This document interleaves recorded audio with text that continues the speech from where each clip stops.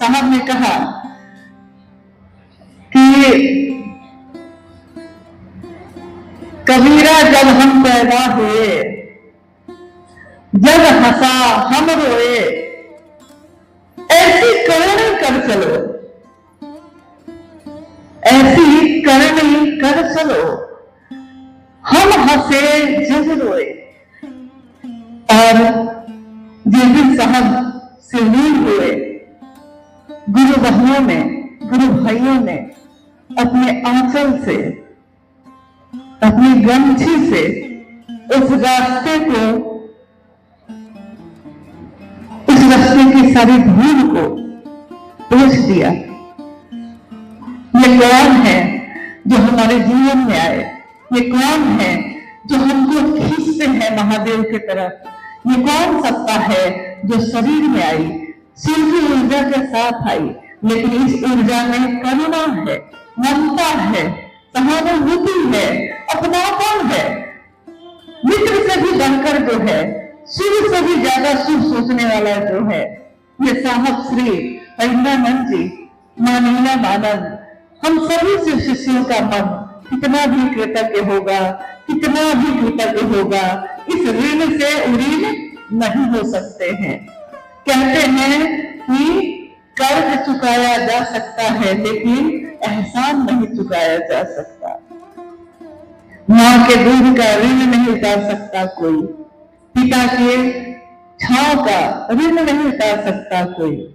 शिव से साहब भैरवानंद जी और ममतामयी नीलमानंद जी ने जो रास्ता दिखाया, जो रास्ते के कांटों को अपने आंचल से चुन के हटाया है, जिसमें फूल ही फूल बिछा दिए, उस रास्ते पे आज हम आप चल रहे हैं। कहाँ कांटे हैं?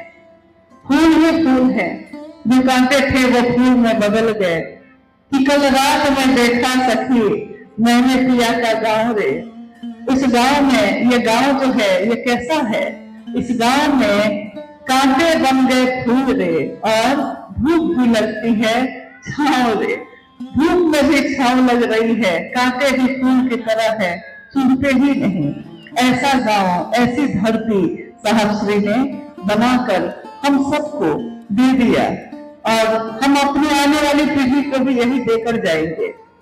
हम सभी शिव के शिष्य इस धरती पे आते रहेंगे, जाते रहेंगे। दुनिया को क्या देना चाहते हैं? दुनिया को क्या देकर जाएंगे?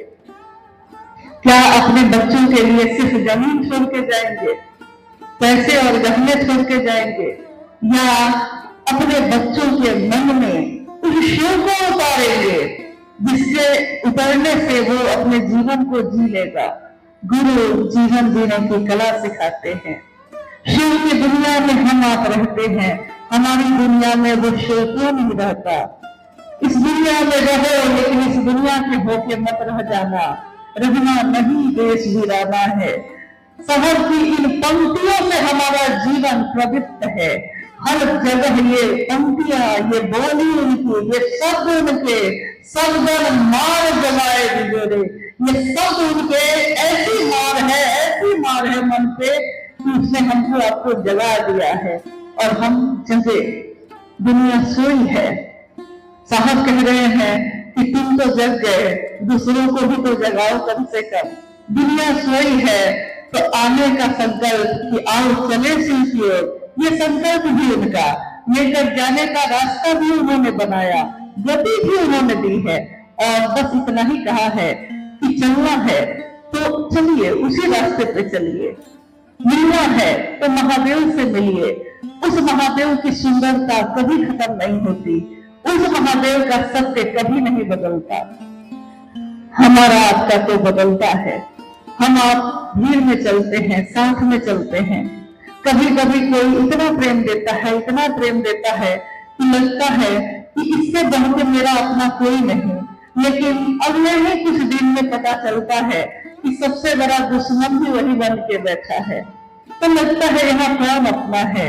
ये ठोकर हमको सुरखरू बनाती है, चलने का जज्बा पैदा करती है, चलने का हुनर पैदा करती है। ठोकरें नहीं मिले तो हम चले कैसे संभल के? तो ठोकरें भी जरूरी है, तभी हम महादेव की तरफ चलते हैं। एक नदी जब पहाड़ से गिरती है तो उसकी दिशा नीचे की तरफ होती है, लेकिन बड़े बड़े चट्टान उसके रास्ते पे होते हैं।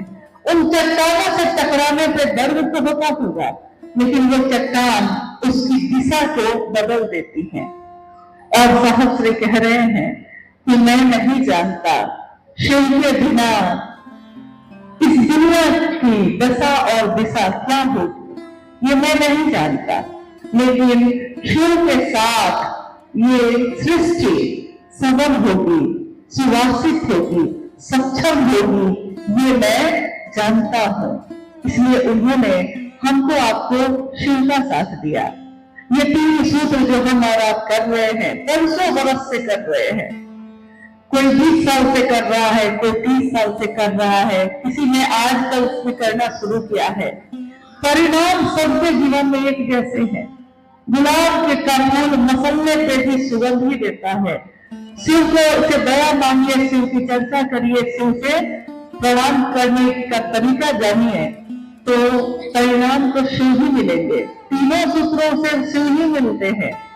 इन 3 सूत्रों में सहस्त्र ने कहीं अपना नाम नहीं लिखा, लेकिन हम लोग अगर कोई काम करें तो हम सबसे पहले अपना नाम बताने लगते हैं। मैंने किया, मेरा क्षेत्र, मेरी दुनिया, मेरा जिला। लेकिन सहस्त्र ने जब किया तो उन्होंने तो 3 सूत्रों में अपना नाम भी नहीं लिखा। जानते हैं क्यों नहीं लिखा? क्योंकि उनको ये भय नहीं है कि लोग उनको भूल जाएंगे। मैं ये चाहत है कि लोग उनको याद रखे, मैं ये चाहत है और मैं ये भय है। दोनों से जो मुक्त हो गया है वही न निर्भय है, वही न शिव का शिष्य है। महादेव को क्या मतलब कि दुनिया उनको प्यार करती है कि अपमान करती है? महादेव और महादेव के गण भी महादेव जैसे ही होंगे, महादेव के शिष्य भी, उन्होंने मान और अपमान दोनों एक जैसा ही स्वीकार किया है। और हम सबके जीवन में भी यही उतार दिया। आज कोई मान करे तब भी उसका शुभ ही सोचते हैं, कोई अपमान करे तब भी उसका शुभ ही सोचते हैं। आइए, ये शिष्यों की संगोष्ठी है, तो थोड़ी भावना उमड़ जाती है और समय बन जाता है। क्या पता जीवन का, इस जीवन का कौन सा क्षण अंतिम हो, कोई नहीं जानता। हर पल को ऐसे जीना है कि लगे कि जैसे ये अंतिम है। क्या पता इसके बाद महादेव की ये बात कब हो, कहाँ हो, कैसे हो। जीवन रहा तो महादेव की बात धरती पे होगी, और जीवन से जाएंगे तो जाते समय जो अंतिम याद, अंतिम स्मृति, अंतिम मान जो मन में गूंजता है, साहब ने ही एक दिन कहा कि उसी में आपका जन्म फिर से होगा। अंतिम शब्द अगर महादेव महादेव निकले तो वहां भी महादेव, यहाँ भी महादेव, दोनों जगह तो महादेव ही है। तो रहना तो उन्हीं के साथ है। लेकिन अभी चूंकि हम लोग गुरु भाई गुरु बहन बैठे हैं और आप लोगों का भी आभार है, कृतज्ञता भी है कि इस गर्मी में भी सब कोई सहयोग कर रहे हैं, शांतिपूर्ण ढंग से बैठे हैं। ये विधा तो प्रेम की है, इसमें दिमाग तो लगता नहीं है, दिल लगता है। दिल के रास्ते में दिमाग नहीं लगता और दिमाग के रास्ते में दिल नहीं लगता है। लेकिन धरती पे रह के काम करना है तो बहुत दिमाग वालों से भी वास्ता पड़ जाता है। हर जगह दिल से ही तो लोग नहीं मिलते,